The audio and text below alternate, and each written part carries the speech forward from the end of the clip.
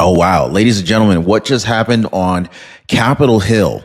It is nothing short of explosive. It has just gone down. Jasmine Crockett, Congresswoman Jasmine Crockett, the Democratic firebrand who built her name on outrage and theatrics, is now in full-blown panic mode after an oversight committee hearing cracked the Epstein scandal wide open. Now, for the very first time, we heard testimony from a victim who had never spoken publicly before. Her voice raw, her story devastating, and her demand to Congress crystal clear. Do something.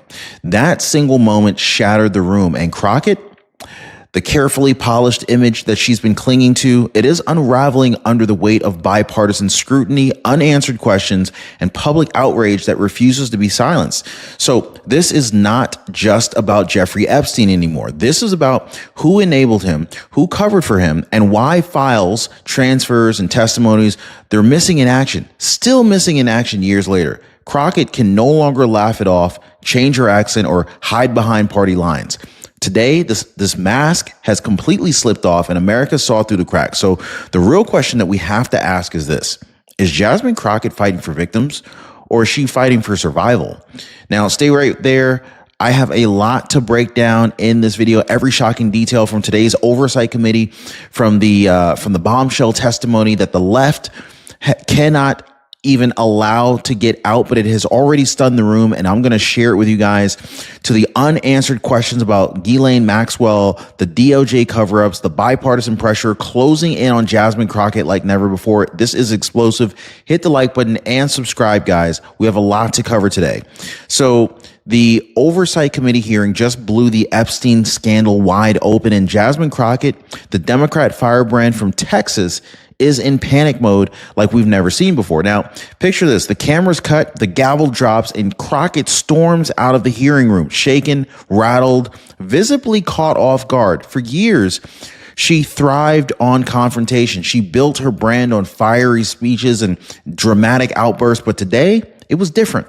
She was concerned. The scandal is just too big. The cracks in the system are too deep. And it isn't just about political theater anymore. Former Attorney General Bill Barr, yes, the same Bill Barr, testified before House Oversight just weeks ago.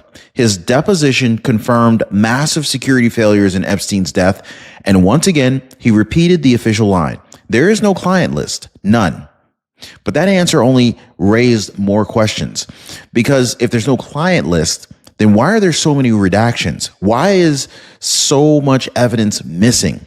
The public ain't buying it. If you're not buying it, guys, just type in lies down below, because they want the truth.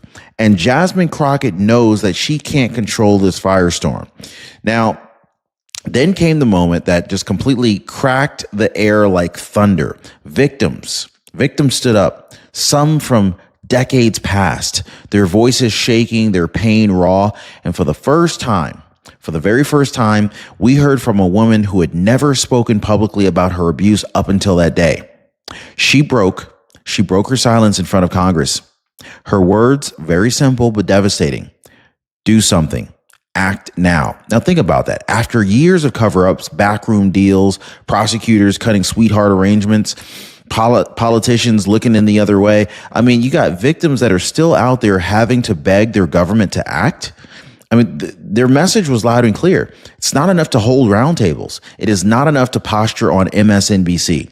They want accountability. They want justice. Now, this is where the tension explodes, because Jasmine Crockett, once so confident, she's now finding herself caught between two fires. Now, on the one side, the victims, those folks whose testimony rips away the shield of excuses and demands action. But on the other side, her own political instincts, her urge to spin this into like a partisan fight, her reliance on theatrics to keep herself relevant. This isn't just about scoring points anymore. This is about who knew, who covered, and why these crimes were allowed to stretch from the 1990s into the 2000s.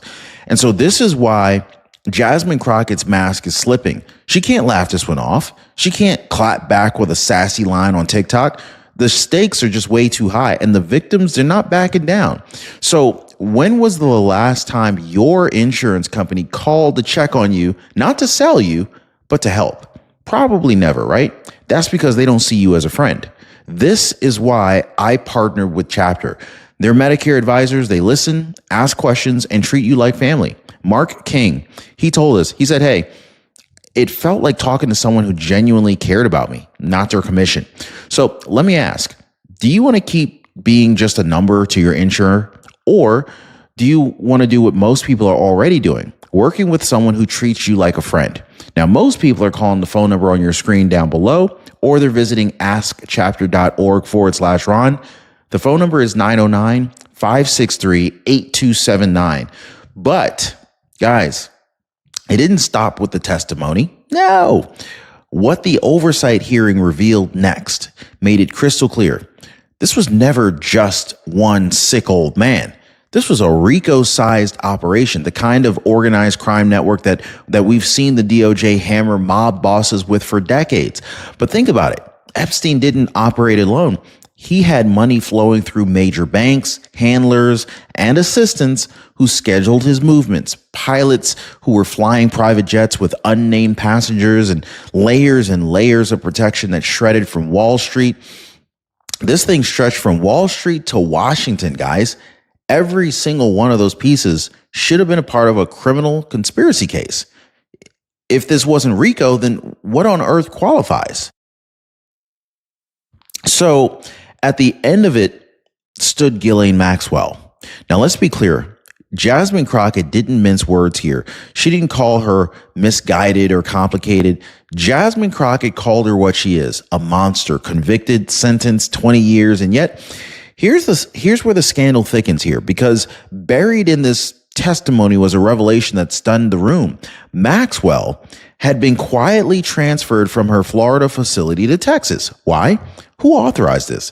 And why would someone convicted of running a trafficking network that spanned decades, who was tied at the hip to Epstein himself, be moved out of sight into a less secure environment? So this is where Jasmine Crockett pressed hard. But here's the problem. The harder she pressed, the shakier she looked. Because if Maxwell was given special treatment, that means powerful people are still pulling the strings behind the scenes. And Crockett knows very well that the public won't accept another oops procedural move. Okay? No more excuses, not after decades of cover-ups. But that was the moment that essentially her carefully controlled image, the firebrand, the firefighter, Jasmine Crockett, the loudest voice in the room, began to slip. Because this wasn't about shouting down Republicans anymore. This was different. This was about exposing decisions made at the highest levels of government under both parties to protect people who should have been exposed years ago. And then came the bombshell that sent her spinning into panic mode. The DOJ and FBI doubled down. They said once again, there is no Epstein client list. Epstein died by suicide. Case closed. But let's ask the obvious. Do you even buy that? Comment down below if you think Epstein died by suicide. Do you believe that? Drop me a yes or no down below, guys. Now, most American people don't buy that. The victims don't buy that for sure. And frankly, Crockett herself claims that she doesn't.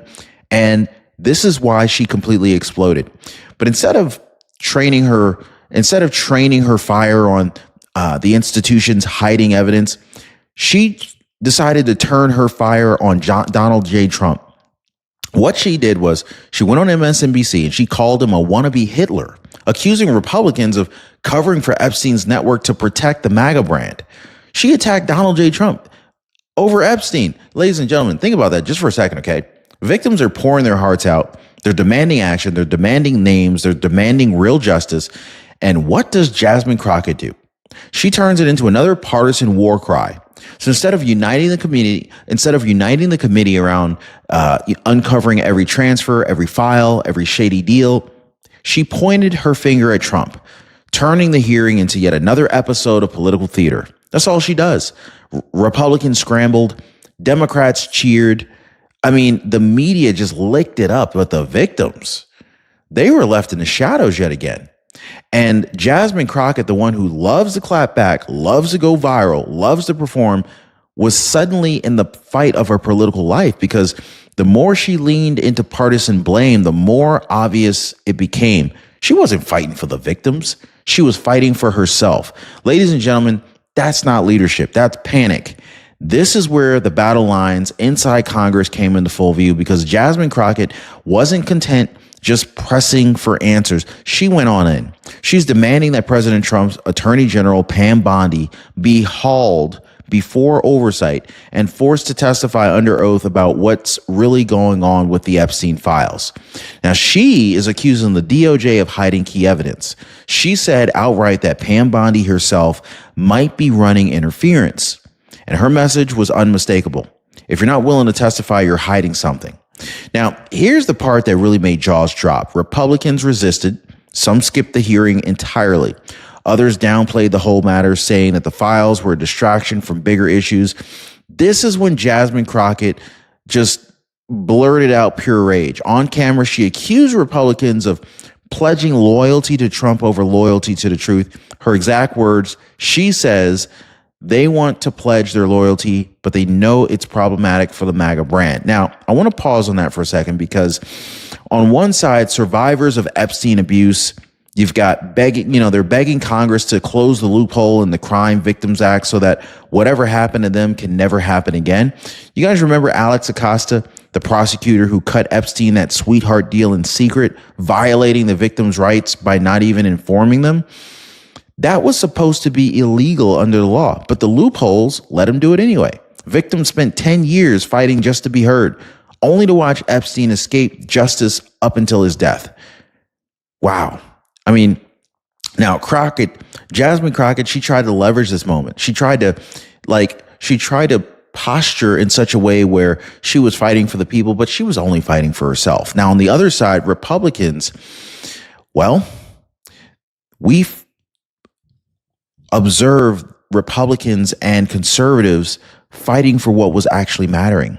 But Jasmine Crockett, she was caught in the middle again.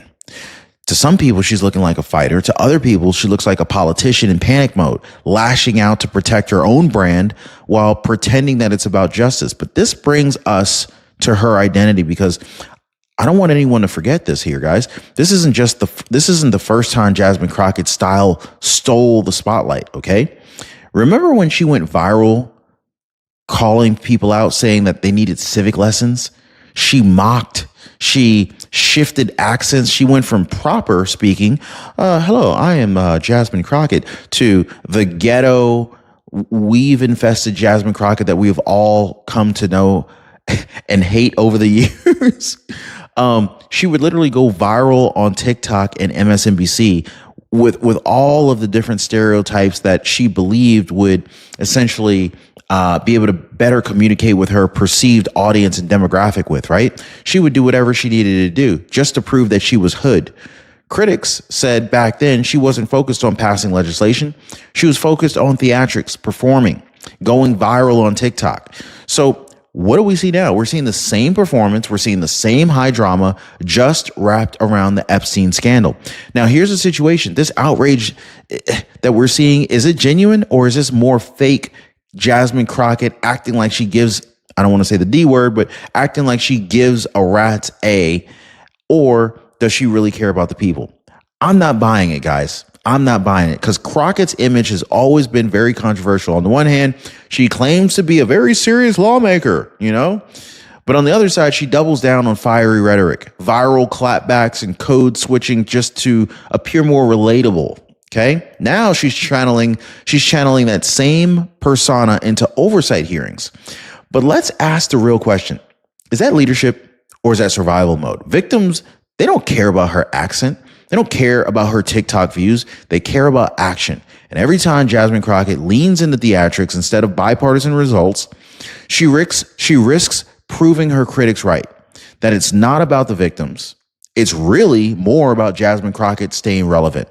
This is why the tension is so explosive here, because Jasmine Crockett's behavior looks a lot less like courage and more like desperation, a whole lot less like leadership, and a whole lot more like panic. So here we are, ladies and gentlemen.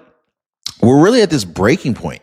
The victims have spoken, the public has spoken, and now Jasmine Crockett, the same congresswoman who once thrived on TikTok sound bites and media theatrics, she's finding herself at the very epicenter of the Epstein scandal hurricane.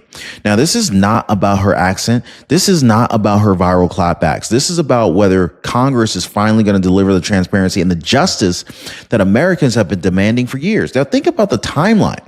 From 1990s to 2008, victims were failed. They were failed. They begged for action and doors were slammed in their faces. Prosecutors like Alex Acosta cut secret deals. Banks turned a blind eye. Ghislaine Maxwell, the monster at the center of it all, was shuffled around like a pawn instead of being locked down like a criminal that she is. And here we are in 2025, still fighting over whether all the files have even been turned over yet. And then you got Jasmine Crockett. She's in panic mode because she knows the truth. If this oversight investigation keeps digging, if subpoenas keep flying, if pressure keeps mounting, then the cover-ups, they can't last forever. So the real question for you is this, the American people. It's really simple. Is she panicked because she's fighting for the victims? Or is she panicked because she's really fighting for her own political survival? Because make no mistake, guys, this isn't just another headline. This is the flashpoint. This is the moment that will decide whether Jeffrey Epstein's crimes and the network around him finally face sunlight, or whether the files, the names, and the truth stay behind and buried in the shadows. Jasmine Crockett may be in panic mode, but the victims and the American people, we're done waiting. Ladies and gentlemen, let me know what you think in the comments. Do you believe Jasmine Crockett is really exposing the truth, or is Jasmine Crockett really just protecting herself? Now, if you're tired of the cover-ups, hit the like button, subscribe to the channel, and share this video right now, because the more light we shine, the harder it is for them to keep the truth locked in the darkness.